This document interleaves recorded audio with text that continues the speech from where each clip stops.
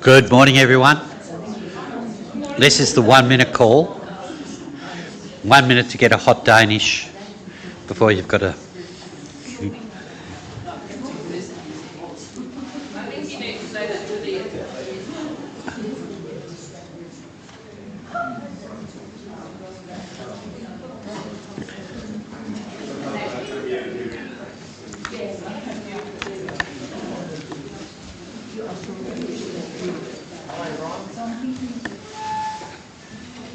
Okay. Good morning, everybody. How are you all this morning? Lovely to see you all here on what is a chilly day. I'm not sure if any of you have noticed that, but it's a very chilly day. And Rosemary, how's Robert? How did it all go? He came home on Friday, so he went to, and he was using a two-wheel frame at the moment. He's travelling up and down the house. Oh, fantastic. So he gave himself a cup of tea all by himself. There you go. Well, that's a wonderful thing, isn't it? Well, let's start our time together today by acknowledging country. And so I'd like to acknowledge that this meeting is being held on the traditional lands of the Wurundjeri people of the Kulin Nation. And we respect and honour Aboriginal and Torres Strait Islander elders, past, present and future. We acknowledge their stories, their traditions, and the living cultures of Aboriginal and Torres Strait Islanders people on this land, and we commit to building a brighter future together. So today's going to be a little bit of a different service. It starts our winter series, which was a slide up there, but now they're not there anymore, but where we're going to start to think about some people who have inspired us. I had a good start to the day in this regard, in that just a minute ago, Andrew Bruce came up to me and he said, "Who's leading the service this morning?" And I said, "I am." And he said, "Oh God." And I took that. I took that to be that I'd inspired Andrew in that regard. I did point out he didn't have to call me God anymore.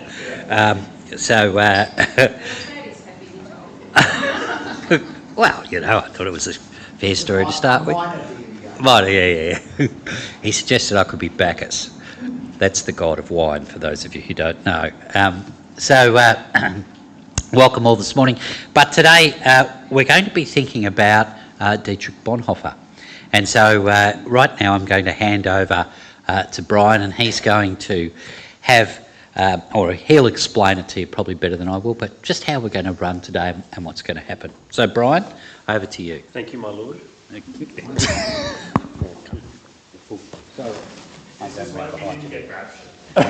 right. Yeah, it's my heretical challenges, of which there are many. So yeah, Dietrich Bonhoeffer, it's interesting. Next week, Cole will be doing Rumi and Judy's after that, and there's a few others are going to be doing people that have inspired them. And I don't know why I put down Bonhoeffer initially, because there's like so many people that have inspired me in my life. And then as I put down Bonhoeffer, I thought, I'll just stick with that and see how that feels and how I kind of move with that. Would have been really cold out your way, Trevor. Far out. Yeah. -2. Yeah. Yeah. That's it. Anyway, so yeah, we're going to be doing things a little bit differently today. So I'm just going to talk about Dietrich Bonhoeffer. I'll do a bit of a life history, and then we'll get to some other things as well. So, just out of interest, has anybody heard of Dietrich Bonhoeffer? Quite a few people. Great. Yeah. Okay. So he was born February the 4th, 1906, in Breslau, Germany, which is now in Poland. He grew up in a big family. Lots of family that's very invested in education, and music was a big deal in his home. His dad was a psychiatrist, and his mom came from a family with deep ties to the Protestant church and the arts. So there's lots of stuff going on in the Bonhoeffer household. As a kid, he was very talented in music. He composed his own stuff as well, which is pretty interesting. But tragedy struck pretty early in his life when his older brother died in World War One, which had a big impact on him. You can imagine coming from the family he came from, that there was lots of expectations around what Dietrich would become. But he made the right decision, to study theology when he was 14, right? So pretty young. I was about to tell you what I was doing when I was 14. Anyway, and he was really good at studying theology. He got his doctorate at the University of Berlin at the age of 21, so quite young. He went to America in 1930 to 1931 and was exposed to racism and social injustice that he saw there at the time. And in his writing, he notes how he became more passionate about standing up for what was right, and how that inspired him to stand up against the Nazis in Germany based on some of those experiences. So when he was back in Germany, he became a lecturer at the University of Berlin and got involved with something called the Confessing Church, which we'll talk about in a little while. But really early on, when Hitler came to power, he stood up to Hitler and some of his ideas. And we'll talk about that in a second as well. But he wasn't afraid to speak out against the Nazis, particularly their treatment of Jewish people. As a result, spoiler alert, a result of his resistance activities, he was arrested in 1943, spent 2 years in prison and concentration camps, where he kept writing and trying to help other prisoners, which we saw actually in that, well, you don't see it in the photo, but the photo that Sarah picked out this week, where you see Bonhoeffer with the Italian prisoners. It's an amazing photo that Sarah found. I hadn't seen that one. But he wrote a lot from prison, and sadly he was executed by hanging at Flossenburg concentration camp, April 9th, 1945.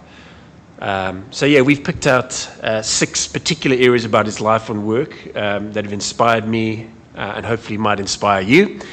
And at different points of the service, I'll share one of those things, and then I'll get a response from Danny into some of those things. Okay. Yep. Should I just stay here? Yeah, you can just stay there. And we'll just do that. Yep. So to start thinking about Bonhoeffer's life and to start the process going, we're going to have a reading, and Barb, I think you're going to bring us the reading. So this is a reading from Bonhoeffer. Barb, do you want to come up?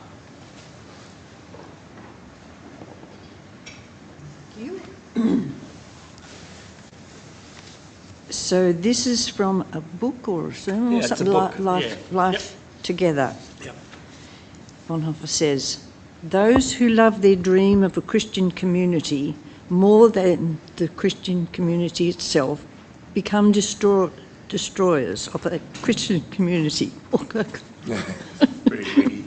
Even though their personal intentions may be ever so honest, earnest and sacrificial. God hates visionary dreaming. It makes the dreamer proud and pretentious.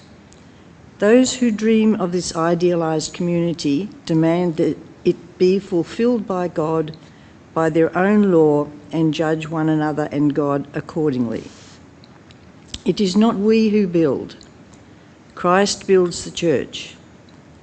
Whoever is mindful to build the church is surely well on the way to destroying it, for he will build a temple to idols without wishing or knowing it.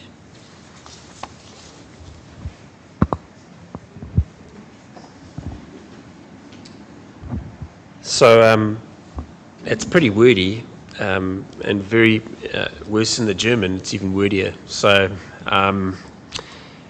yeah, it's this first little section that I want to kind of talk about is actions and not just beliefs, and that's something that inspires me from Bonhoeffer's work in his willingness to sacrifice himself despite the risks. So we're going to be jumping a little bit around the different parts of his life, and might all flow sequentially. And there is an evolution in Bonhoeffer's. Oh, I better stick to my notes here. Anyway, but there's there's the early Bonhoeffer, and he changes his mind, shock horror, throughout his life and his writings as well. So most of us will know the story of World War II, but in June 1939, Bonhoeffer actually decides to leave Germany. So the Nazis have been in power, give or take 7-8 years, I can't quite remember. But Bonhoeffer travels to the United States for the second time in his life. I mentioned the first one in 1930-31. And he was invited by Reinhold Niebuhr, and if anybody have heard that guy, a very public theologian in America, very influential. And he brought Bonhoeffer over to teach at Union Seminary in New York. And the idea was to give Bonhoeffer a chance to escape the escalating dangers in Germany.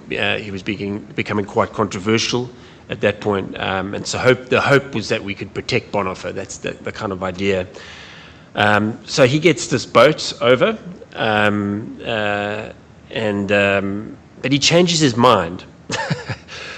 On the voyage to America, he changes his mind. So he's on the ship cruising away, and he goes, yeah, I don't think I'm going to do this anymore. I think I need to go back. So he wrote to Reinhold Niebuhr and explained his decision, and he felt that he couldn't reconcile his theological beliefs with staying in America while his friends, family, and fellow Germans faced the terrible situation that was unfolding.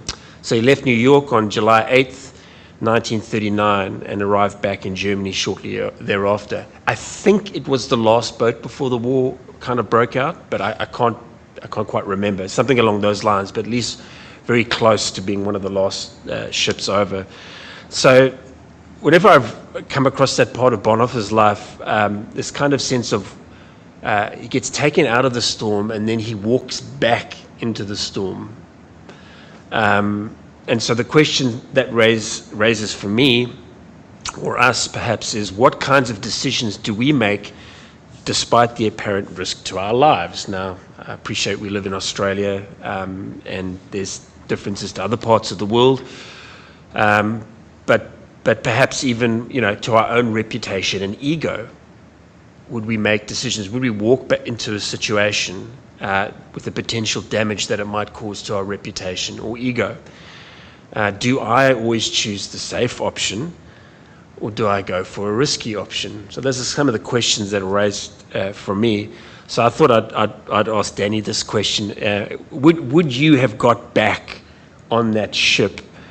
And before you answer that, I'll be transparent. I don't think I would. Initially, that's my initial thought. I'll just be really honest. I'm not sure I'd get back on that ship.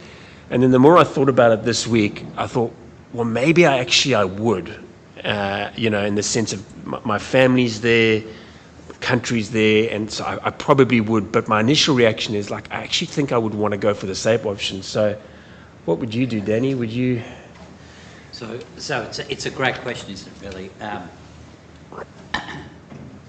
And I think there's a part of me that would like to say, oh, yes, I would have got back on that ship. I would have taken the risk. Is this mic turned on? It's not loud enough. Yep. I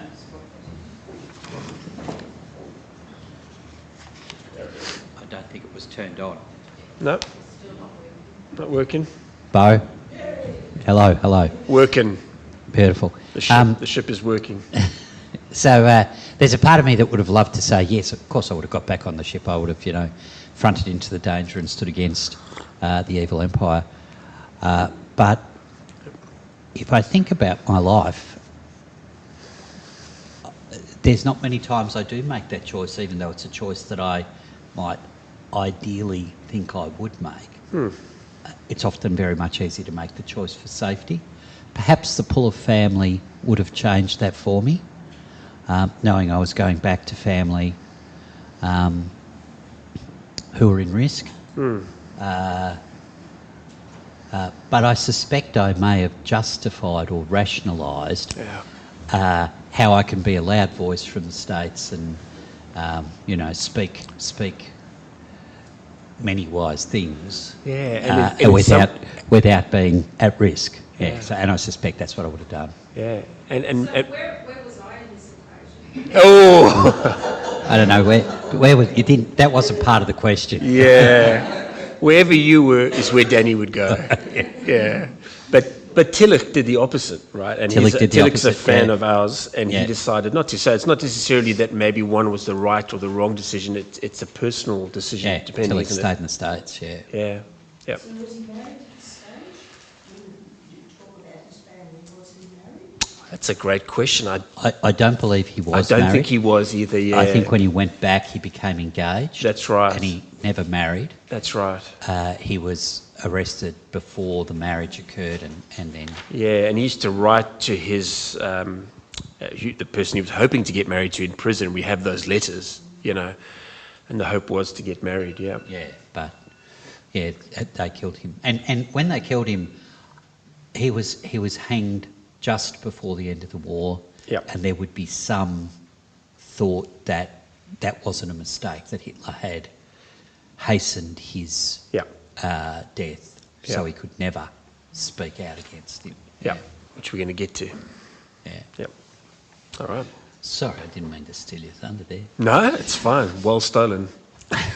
Well, with that as a little start point about Bonhoeffer, we thought it might be just something to do, just to spend some time in quietness. He's a fairly serious and confronting character in many ways.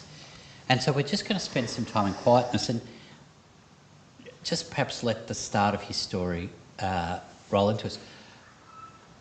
I'm just going to sound the bell, and then I'm just wanting you to be quiet. I'm going to ask Helen to come up and light a candle, and anyone else who would like to light a candle, come up and do that.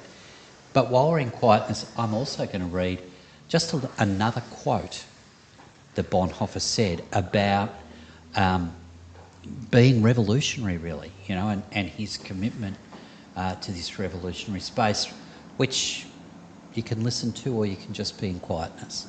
So let's just be quiet for a moment.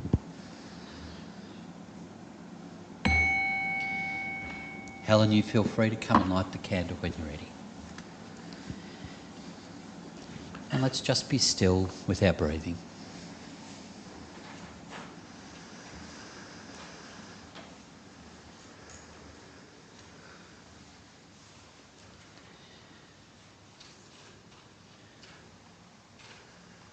So one of the things that Bonhoeffer said to us was this: Christianity stands or falls with its revolutionary protest against violence, arbitrariness, and pride of power,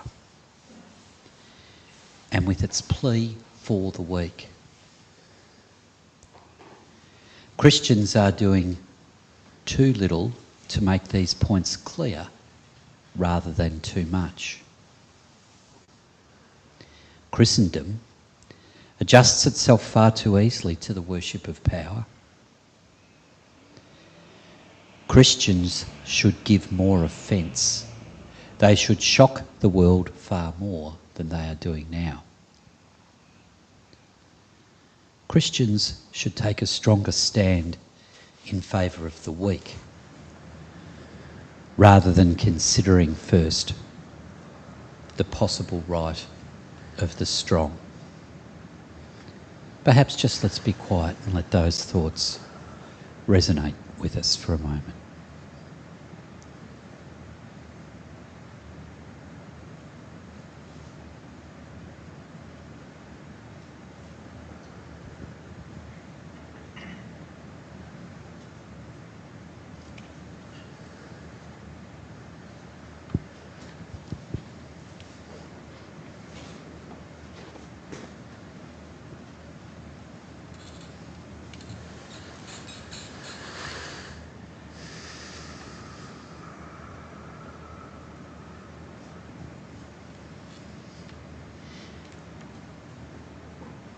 And now let's hear some more about Bonhoeffer. Brian? So the passage that was read earlier is from a book called Life Together. Has anybody ever read Life Together? It's a small little book. And it's that first kind of passage that I remember reading it for the first time that really challenged me, where those who love their dream of a Christian community more than the Christian community itself, in other words, the people can become destroyers of that Christian community, even though their intentions may be ever so honest, earnest, and sacrificial. And there's the kind of next sentence where it's kind of jarring. God hates visionary dreaming. It makes the dreamer proud and pretentious. Now, we don't have to agree with everything Bonhoeffer says. He's not in the canon, and even if it's in the canon, it doesn't matter. But there is something about, I remember I think I get a bit later, we can become so enamored with a particular vision of what we want a Christian community to be or to do, that we can end up breaking and hurting the very people that the vision is for. Churches love visions, and I think we love our vision statements. And again, I think what Bonhoeffer here does is challenge us to keep that in the right perspective. The Christian community, the people in all their diversity, to be central to what we do, rather than getting lost in this ideal dream. And a lot can be said here, but for one of the reasons this quite resonated with me, my historical journeys with the church have been complex, to say the least. And I've seen many people, and I would be one of them myself, who've been burnt in the process of trying to achieve certain goals and visions. So I'm a little bit cynical sometimes around vision statements, right? So for me, I wonder, this Bonhoeffer for me challenges me to put friendship before function, is a nice way of saying it, in the way that we go about doing the things that we do. Develop our friendships with each other rather than specific tasks that we have. And my sense is Hartwell has been very good at this, by the way. That's been my experience to date, and from what I hear. But we do have some amazing plans, visions, all these things that are being actualized now and are still coming about. And so, even though we do these things well, I think Bonhoeffer could be a useful caution to us as we go into this next phase of our journey, to make sure we stay interested in each other and our community, and that as we try to bring about the vision of where this church is going, that we put friendship before function continually. So I think that's a hopeful caution. Danny, have you had experiences around this kind of tension between vision and people?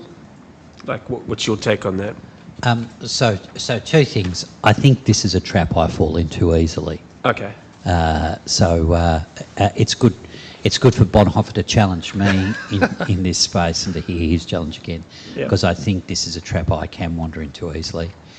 But I think also, if I think about some of the things that's happening in our broader movement, being the broader Churches of Christ movement, I think this is a trap we're just walking into. We're bounding towards. Right. Yeah. As a sort of a collective movement, and so even as we think about developing our space here and land and freeing up funds and all of those sort of things,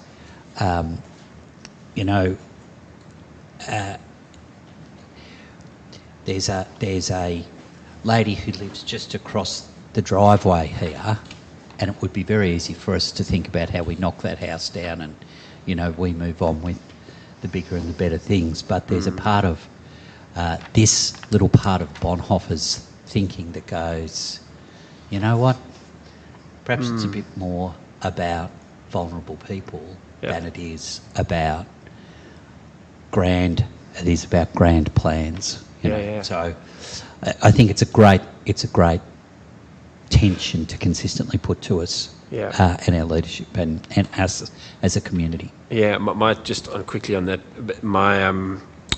I spent so much of my life trying to figure out the right model of church, like theoretically. And I think when I remember reading this for the first time, I was like, oh, crap. It was that kind of moment, like just getting so lost in my head. And so that's my temptation, to get lost in my head around models of church or ways of doing things, getting distracted from the really important things right in front of us. Anyway,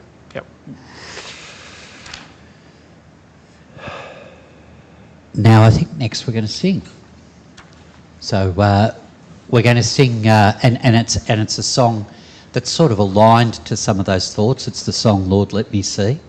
So Rosemary, can you come and lead us in that? Because the intent of this song I think is very similar to Bonhoeffer's thoughts there.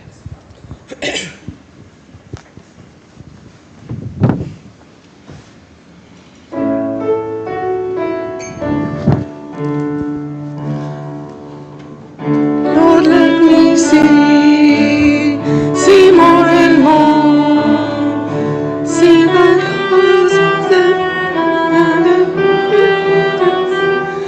the faces of the to take them in, see discouragement become memory, see the face of the Lord in the plain. Lord, let me see. Lord, let me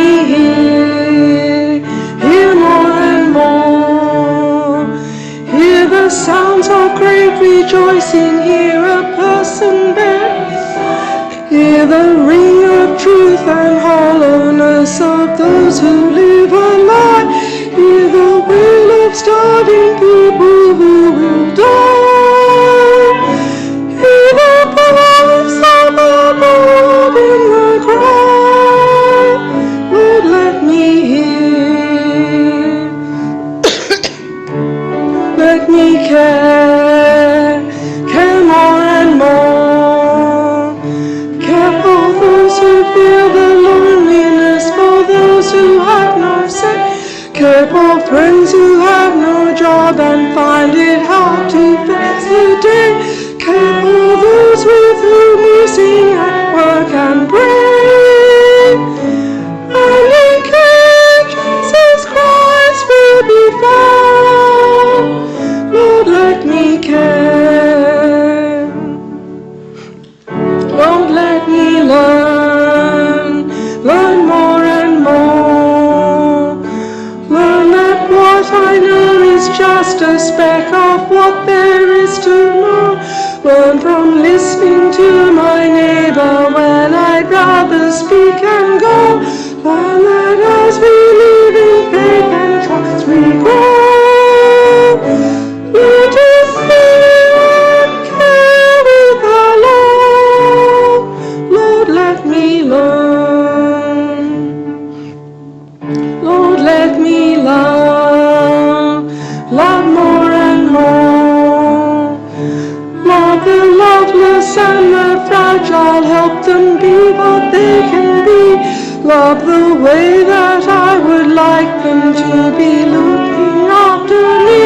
For I know it is to love them and be free. And in love Jesus Christ will be found. Lord, let me love. I apologize for my voice. I was going to say, I don't know how you could hardly speak on Monday, Rosemary. So, yeah. So the Confessing Church, which I mentioned a little bit earlier, was formed in 1934 as a reaction to German Christians at the time, or the German Christian movement, I should say, which aimed to align Protestantism with Nazi ideology. So the German Christians endorsed the Nazi Party's anti-Semitic and Aryan policies. All right. So this is what was going on at the time, and in 1934, Christians who were not happy with this formed some. There was a statement that came out called the Barmen Declaration. It's nothing to do with barmen, although it probably was, knowing those. Yeah. And this declaration was drafted by theologians, including Karl Barth, and they rejected the subordination of the church to the state, right? And affirmed the church's commitment to the teachings of Jesus Christ. And it became a foundational document for the Confessing Church. So they were in opposition to what was called the Aryan paragraph. So Nazi policy aimed to exclude Jews from various aspects of public life, including the church. So the Confessing Church opposed this, affirming the equality of all Christians regardless of their ethnic background. So what was Bonhoeffer's role in all of this? So he was a vocal leader and a teacher at an illegal or semi-illegal, legal depending on who you read, confessing church in a place called Finkelwald, which sounds really interesting, where he emphasized discipleship, community, and the need for Christians to live out their faith in opposition towards injustice. This is where Bonhoeffer wrote several of his influential works of this period called The Cost of Discipleship. Some of you might have read that one, and Life Together, which I mentioned earlier. So he literally got his hands dirty in trying to create an alternative Christian community against the dominant form of Christian community at the time that was being proposed. Some people say that if Bonhoeffer's life had turned out differently, we might not have heard of all the different things that he got up to in terms of his Christian community and these things that he did. But what interests me about this period of his life is that despite the church's warped understanding of what it was like to be church in Nazi Germany at the time, and the attempt to make this a kind of monolithic one way of doing church, Bonhoeffer decided to do the opposite. And again, in very risky endeavor to do church differently. Okay. And again, there's many ways we could go with that, but I often, when I was reading that this week, I was thinking of Hartwell, and I think I think we do church differently. I think we do church differently to the way that church is done in other parts of Australia and in the dominant forms of way of doing church. And we've already mentioned, churches of Christ. And I think we do church, there's similarities, but I think we do things very differently to some of the ways that other churches of Christ do things. So when I was thinking of this, I thought the question for Danny, and it was, when the dominant form of doing church, and this is, I appreciate other people might have different views on this, so this is my view, and particularly within, let me stop there, I'm going to get into trouble. When other forms of the way of doing church wants to exclude others or shut down change and questions, it's easy to get disheartened. I've been disheartened plenty of times. I didn't go to church for freaking 8 years. I was so sick of the thing,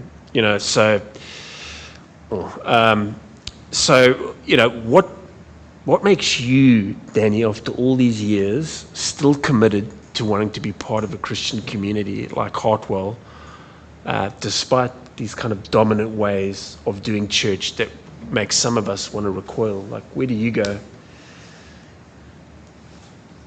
For me, so there's a number of reasons why I still want to have a really active involvement in the church community. Yep. And as much as any others, probably it's you lot, you know, and some of you who aren't here today. It's that sense of community and friendship, but also being in a space where I can have different conversations with a cohort of people than I would normally have in, a workplace or, the sporting club or things like that. Yeah. But to come to the other question, I mean, there is little doubt that exclusion, and I think probably the obvious things for us of late have been questions of gender and sexuality, There have been the questions where we've seen our denomination really move to a really exclusive sort of model. Yeah. And together we've tried to, find a different way forward. I remember for me, one of the things that was there, I grew up with a good friend. We were good mates from little boys, and Trevor knows him as well, and we did a lot of stuff together. And, I grew up in quite a homophobic space, and there would have been many times that I made jokes with him and in his presence that were anti-gay, and then when I was 19, he came out. And I remember being appalled at myself in that moment, because he was a good mate, you know. Wow. And all of a sudden I understood how much pain I must have caused him over the period of time leading up to that. And that was a really important moment for me to understand the pain of exclusion for so many people. Yeah. Cool. And on that point, I think we're doing communion, aren't we? That's right. So we're just going to spend time sharing our communion meal together. And again today, it's going to be fairly brief. It's going to be quiet and reflective. But it's going to sort of, and I won't have two microphones here.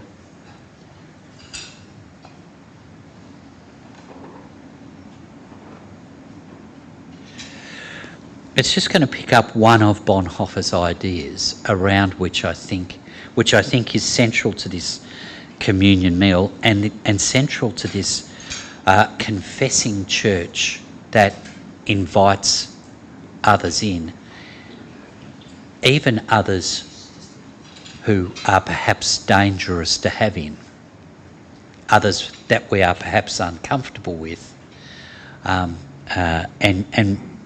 you know, and Bonhoeffer, one of the other things, one of his other quotes that I find to be a particularly insightful quote is this. He said, "Judging others makes us blind, whereas love is illuminating. By judging others, we blind ourselves to our own evil and to the grace with which others are just as entitled to as we are." Great quote, I reckon. I'll just read it again. "Judging others makes us blind, whereas love is illuminating. By judging others, we blind ourselves to our own evil and to the grace which others are just as entitled to as we are." In terms of quotes that sum up for me the life of Jesus, I'm guessing there's a fair few, but I reckon that has a fair, if you wanted to sum it up in a sentence, that has a fair crack at who my experience of Jesus of Nazareth is. This force for engagement and acceptance and providing gracious love and care to the other. So just spend a moment having communion. Again, we'll be in quietness. Take the wafer or the bread when you're ready to, and the cup. Judging others makes us blind, whereas love is illuminating.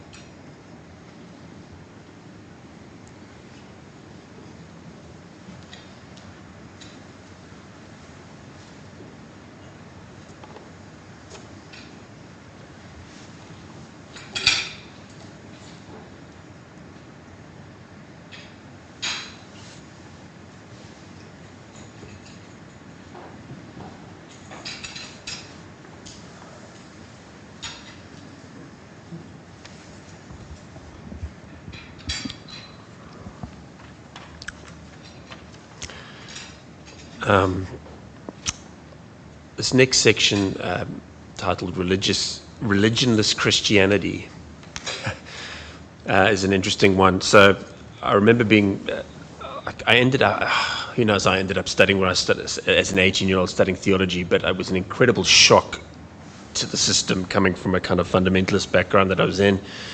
But the University of South Africa had been one of the only universities or at least attempted to not get sucked up in the apartheid system and the ideological educational environment that was taking place. And so I was lucky in those early years to have academics that I was studying under that had been involved in political environments and stuff. So Bonhoeffer was pretty big for the anti-apartheid movement in Australia from a theological perspective. So I remember coming across this term religionist Christianity, which has always struck me, and it's worth noting that Bonhoeffer scholars have different views on this in terms of the way they understand it. But it's something that gripped me and continues to grip me. So I'm going to read, if you want to read one Bonhoeffer book, read Letters and Papers from Prison.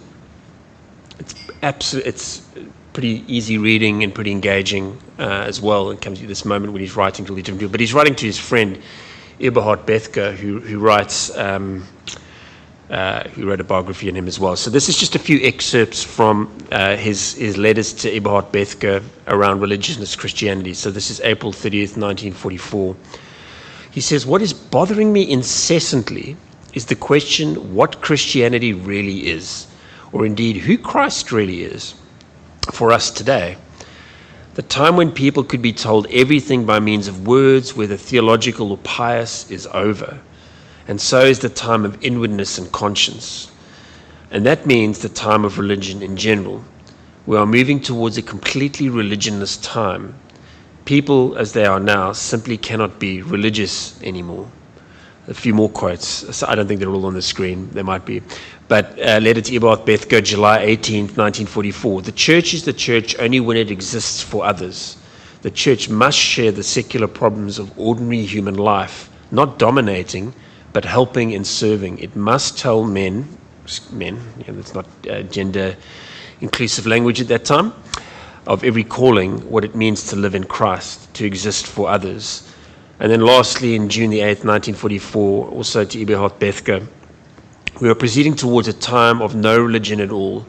Men, as they are now, simply cannot be religious anymore. The challenge we are confronted with is how we are to speak in a secular fashion of God. In what way are we, in a religionless and secular sense, Christians? In what way are we the ecclesia, which is the Greek word for church, those who are called forth, not regarding ourselves religiously especially favored, but as wholly belonging to the world?" So, I mean, amazing quotes. You can see he's wrestling with what this means. So for me, Bonhoeffer's use of the term religionless Christianity reflects his belief that traditional religious structures and practices were losing their relevance and impact on the modern world at the time.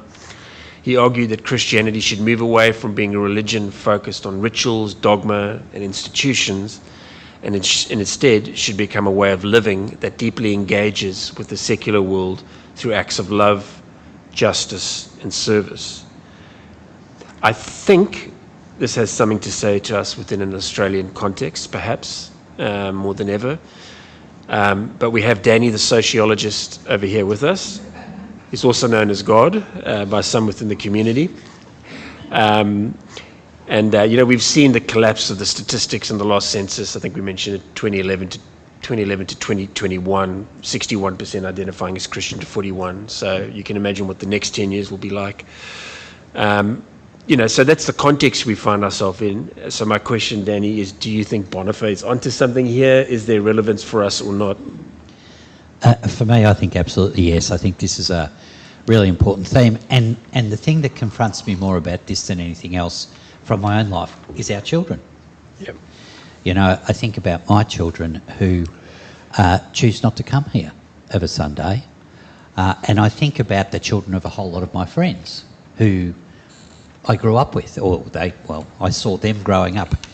And when I engage with that cohort of people, I don't find myself talking to a group of narcissistic, nasty, heathen, rabble. I find myself talking to a group of deep thinkers, strong sense of values, commitment to welfare of others, deeply, deeply, deeply, so that there's a sense in which they feel comfortable with much which I see in the life of Jesus, but not at all with much that has been brought up by the traditional church. Yeah. So I think Bonhoeffer's onto something here, yeah. Yeah. Thinking of my kids as well in the same breath and what's going on in their heads. Yeah. So it's a constant challenge for us to think about what that means and how we wrestle with that. Should we go on to his death? And Yeah, so let's move on to the next section straight away. I think that's where we are. Let's see. So this is. So we might just think, connecting back to the next section, we might need to do some changing of our minds of certain things that we've inherited. And this is really what I want to say about this section, is what I admire about Bonhoeffer is that he changes his mind, and the importance for us to keep changing our minds, which neurologically happens right until the day we die. We know what our neurons are doing, so there's lots of opportunity for that. So Bonhoeffer was broadly involved in the plot to overthrow Hitler, depending on who you read. And that's where the beautiful photo that Sarah picked out, which I think is just great. I hadn't seen that one. So has anybody seen the movie Valkyrie? Oh, you got to watch it. Who's the actor? Tom Cruise. He plays the main character. What's that? Yeah, fair enough. But it's worth watching. It's really worth watching. It's a pretty gripping story, and you know watch that. But that's to try and capture this plot. So July 20th, 1944, this plot, Operation Valkyrie, was planned by a group of high-ranking German military officers and civilians to assassinate Hitler and take control of the government. The plan involved attempting to detonate a bomb at Hitler's Wolf's Lair, which I think was in Poland at the time. In fact, I think this was the fourth attempt from memory. But anyway, so while Bonhoeffer was not directly involved in the operational aspects of the July 20th plot, such as planting the bomb, he was part of the broader conspiracy network. And that's where it gets interesting. So his role included supporting the overall objectives of the resistance, which are actually really high-ranking Nazi officials involved in the military intelligence called the Abwehr. And so he provided moral and intellectual justification for the plot and trying to help people prepare for a post-Hitler Germany. However, Bonhoeffer was arrested on April the 5th, 1943, before the July 20th plot actually took place. So initially, he was detained for his role in helping Jews escape Germany, but the Gestapo eventually uncovered his deeper involvement with the resistance as time went on, and his brother-in-law was heavily involved as well, a guy called Hans Storiani. But anyway, it was during this time in prison where Bonhoeffer continued to write and reflect on his actions and the theological implications of what resistance might mean to the state. And his letters and papers from prison, which we've mentioned, have become significant texts in trying to unpack some of that, kind of highlighting his commitment to faith and ethical principles. And as I said, it's worth reading. So following the failure of the July 20th plot, the Nazi regime intensified its crackdown on conspirators. Evidence from the plot implicated Bonhoeffer even further, leading to his transfer to different concentration camps. And then, as Danny mentioned earlier, April the 9th, 1945, Bonhoeffer was executed by hanging at Flossenburg concentration camp just weeks before the end of World War II, possibly by the express orders of Adolf Hitler. So his execution was part of a broader purge to literally get rid of all of those who had been part of the resistance. And literally, as you could hear the artillery in the distance, he was hanged. So it's a very tragic story. The particular aspect I want to focus on here is his shift in his understanding of pacifism. And again, we can have all the different views on this. But he was a strong pacifist in his early writings.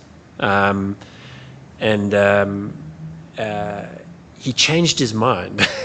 and how he did it is really complicated and torturous within himself.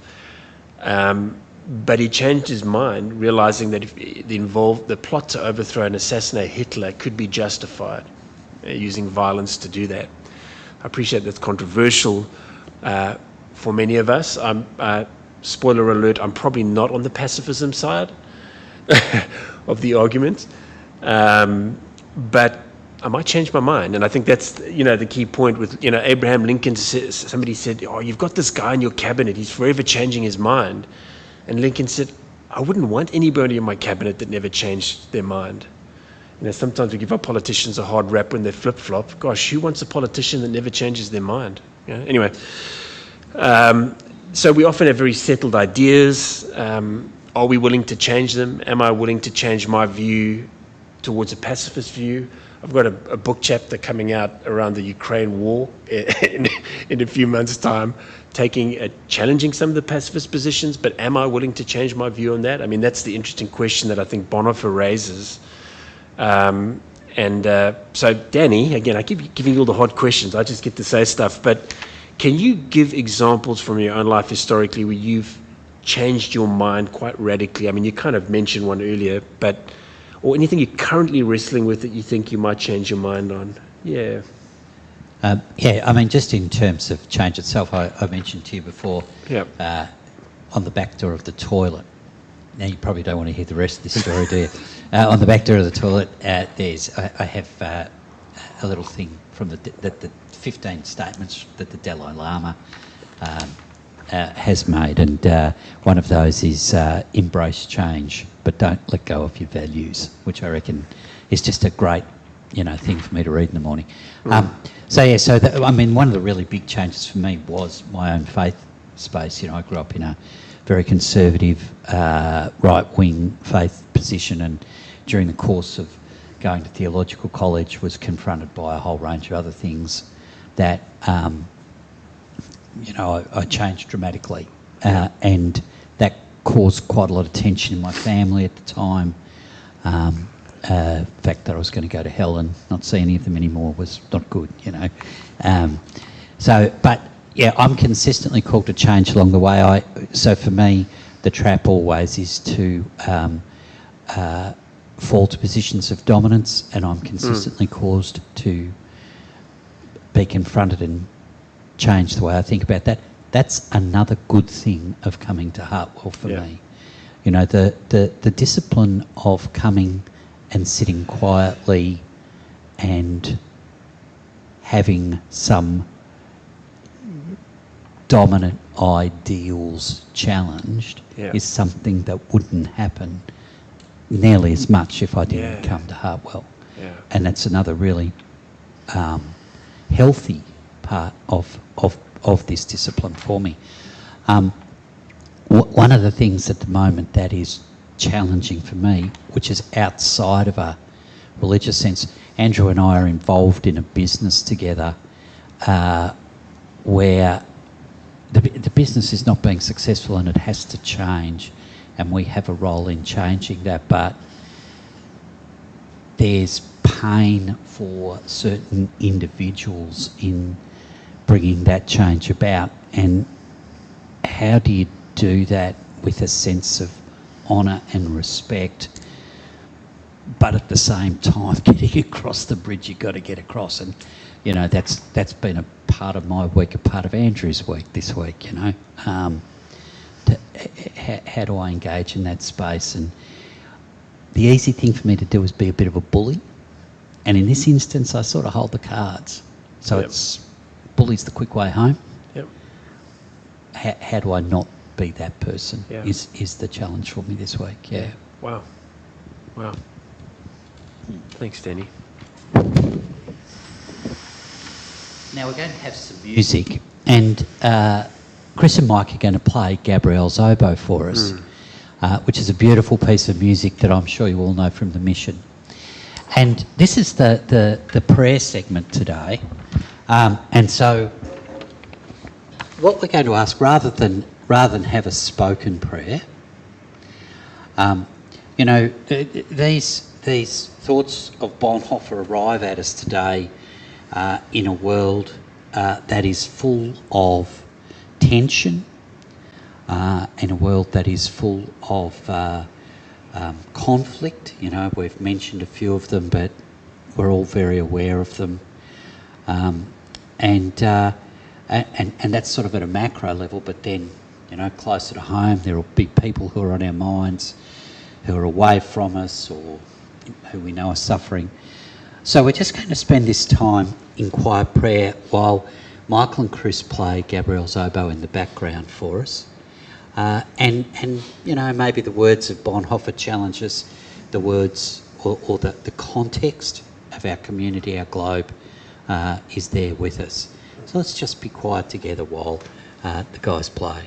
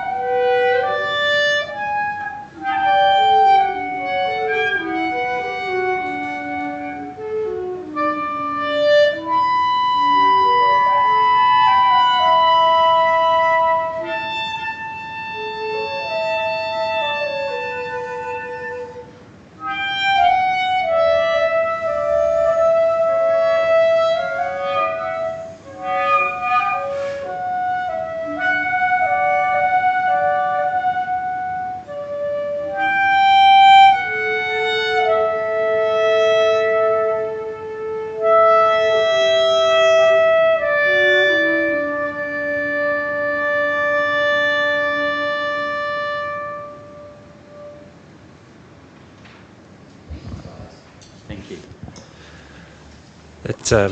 That song, my oldest daughter loves trying to do that on the flute, but she's not really good on the flute. But it's a song that she really loves. We have a lot of music in our home at the moment because both my girls are the lead roles for Chicago at the school production, so it's a full house at the moment with music. And the mission as well, and I think we chatted about this, Danny, it also shows that tension between, if you've watched the movie, between violent resistance versus non-violent resistance, and it's kind of played out in the relationships there.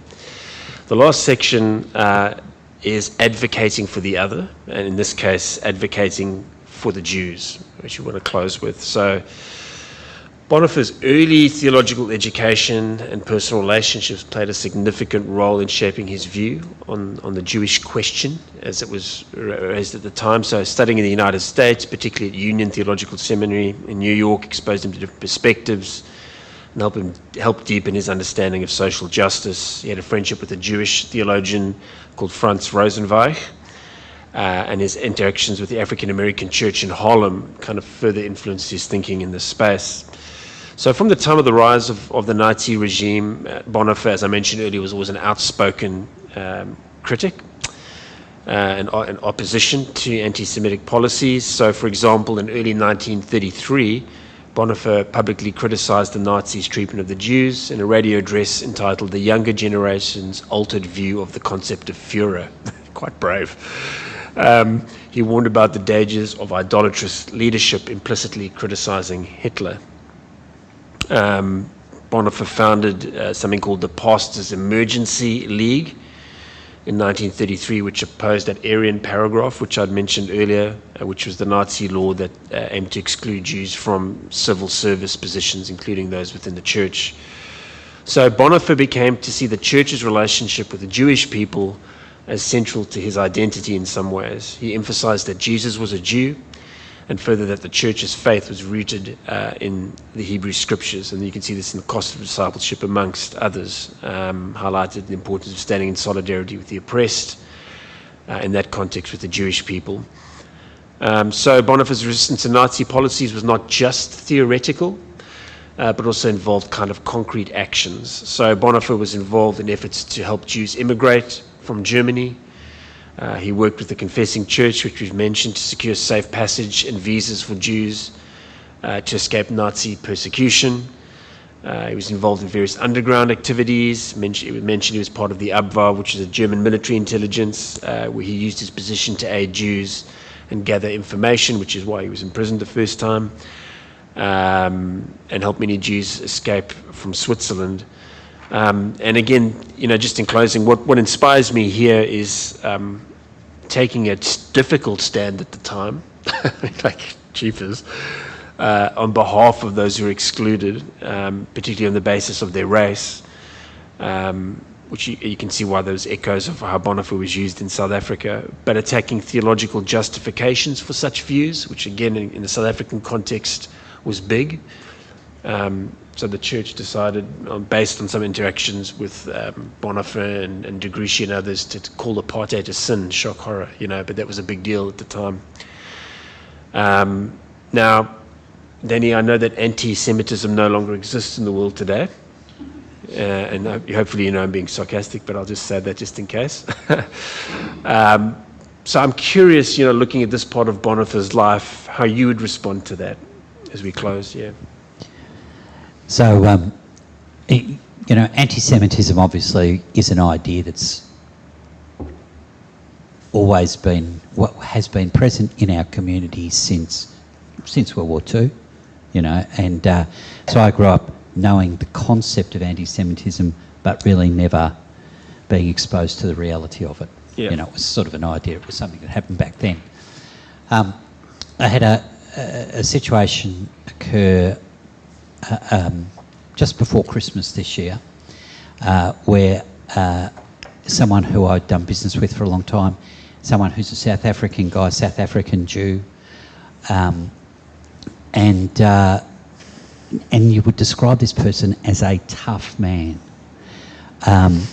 CEO of a publicly listed business, had been mugged and shot in Joburg. And just a tough, hard man. And anyway, I had reason to meet with him prior to Christmas. I've known him for a long time, and I still do some stuff with him. Had a reason with him to meet with him prior to Christmas. And his children, he has one child studying in America, and one child studying in Canberra, at ANU in Canberra. And the day I met with him we were in Sydney, and he'd just been back from Canberra University with his son who was there. And for the first time in my life, I saw someone who was afraid of anti-Semitism on Australian soil. And I'd never seen that before. It was a very confronting thing for me. Now, I don't pretend to understand the complexities of the Palestinian Jewish issue. It's hard, it's real hard. And there are people who are hurt on both sides, and I don't know how you resolve it. I'd like to, but, I don't. But, yeah, I have a sense that we need to support Jewish people in our community who are feeling vulnerable. The other Saturday, I drove down Taronga Road, which is not that far from here, past Bialik College. Has anyone seen the amount of security those people now have outside that college for their children? It's been a while since I'd driven down there, and I went, wow, this shows the level of threat these people are feeling. But equally, I'm sure there are many Palestinian people Yep. who are also Yep. suffering deeply. I think that Netanyahu's response is very hard to understand and justify. So Yep. don't hear me falling on one side No. of this. Hear me falling to the people, Yep. not to the politics, as it were. Oh, that's a nice way of saying it. Yeah. So yeah, but I think we should stand with Jewish people in our community. I think we should stand with Palestinian people in our community. I think we should stand with Muslim people in our community. And you know, African American people in our community are probably more vilified than many other groups at the moment. You know, given some of the crime statistics that are produced. So Yeah. yeah, I think Bonhoeffer's right. Yeah. Bonhoeffer's right. That's a nice way to end. And so we are going to just almost draw it to a close here. But as we do, we're going to ask you to take 1 minute, 2 minutes, a couple of minutes, and just around your tables, just have a reflection, a chat, quiet chat with each other. Is there something that you will take with you today, some piece of inspiration from Bonhoeffer, in terms of the things that you've heard him say today, the life that he lived? Just take a minute and chat amongst yourselves around the tables, and then in a couple of minutes' time, Rosemary, I'm going to get you to come and just lead us. No, Michael's going to lead us in the Irish blessing, and then he's going to have some announcements for us. But just take a moment together and have a think about what you've heard Bonhoeffer say today. And Brian, thank you for the work in doing that. Really appreciate it.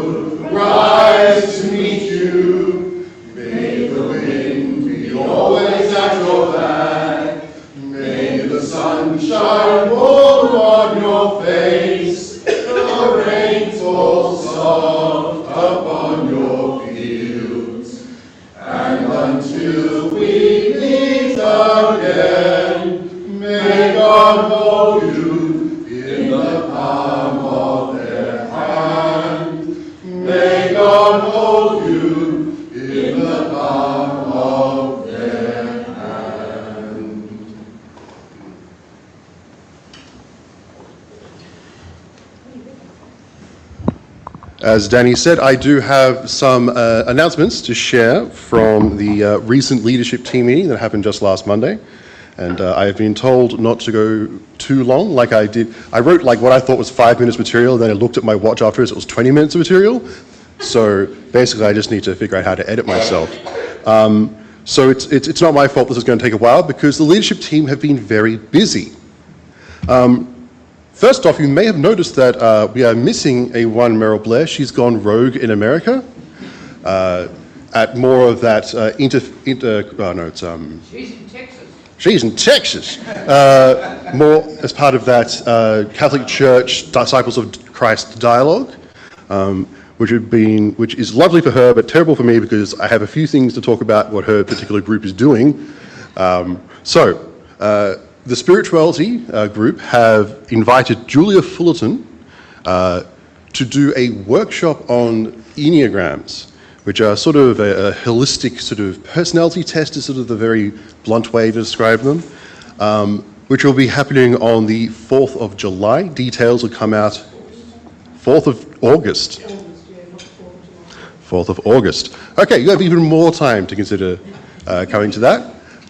I will be going, for example, and it is open to everybody to sort of encourage participation. Tiny text, okay. Additionally, on the 14th of July, we're going to have a brunch after church, during church even. I'm so good at this. We're going to be having a brunch at church that's going to be run by our hospitality team, during which you will be subjected to a survey by the hospitality team.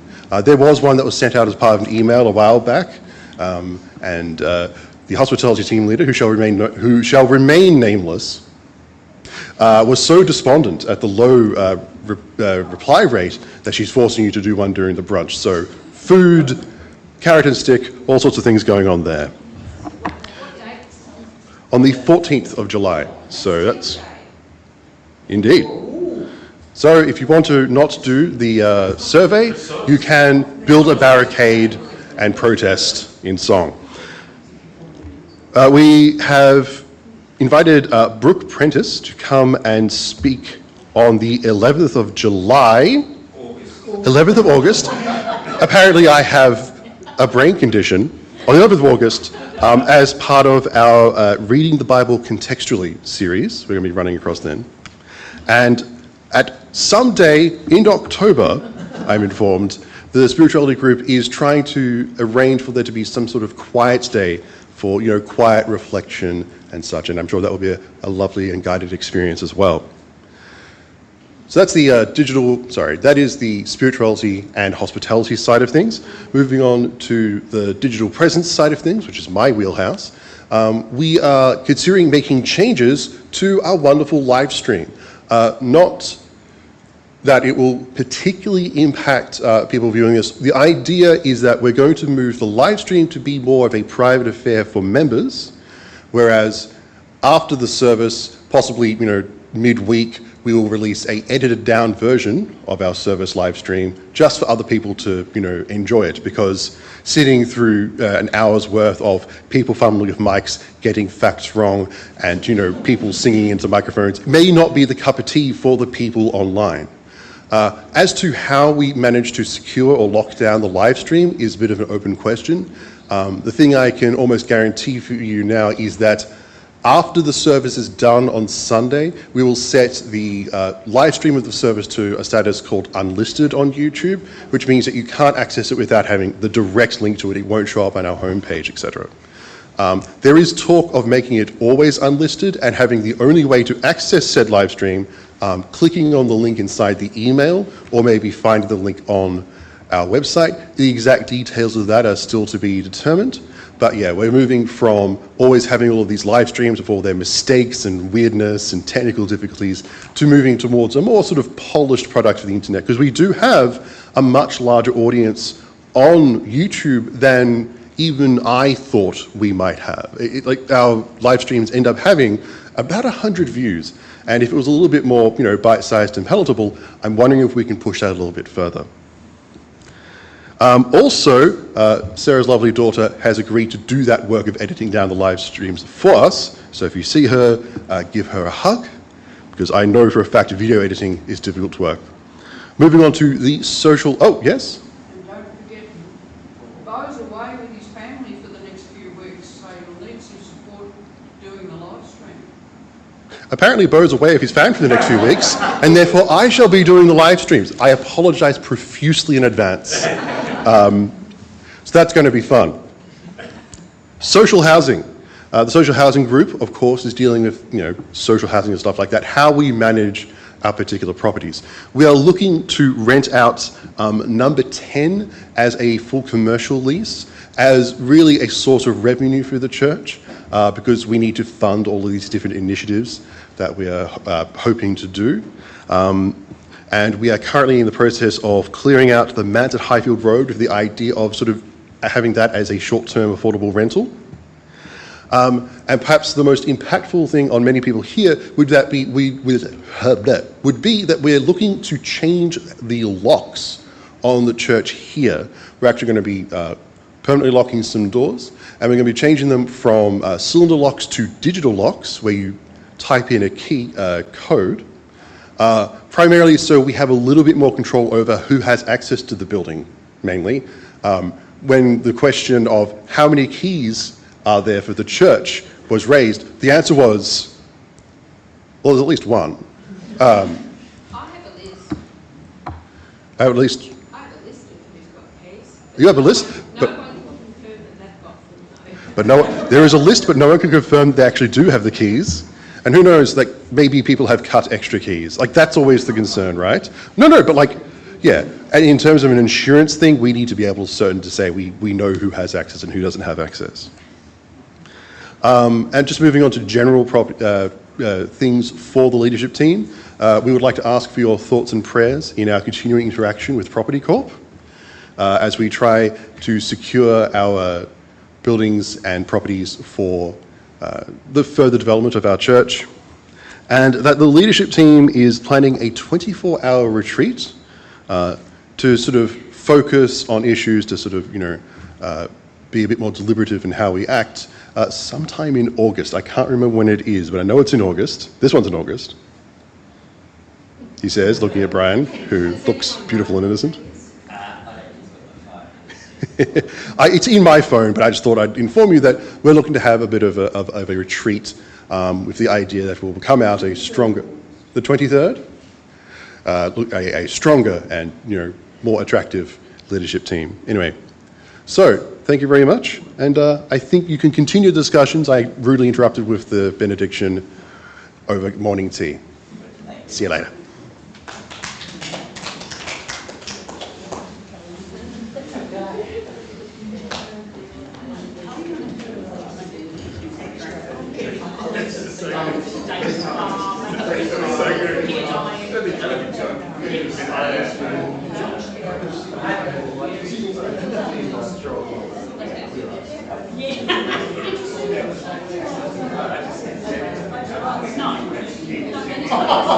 No.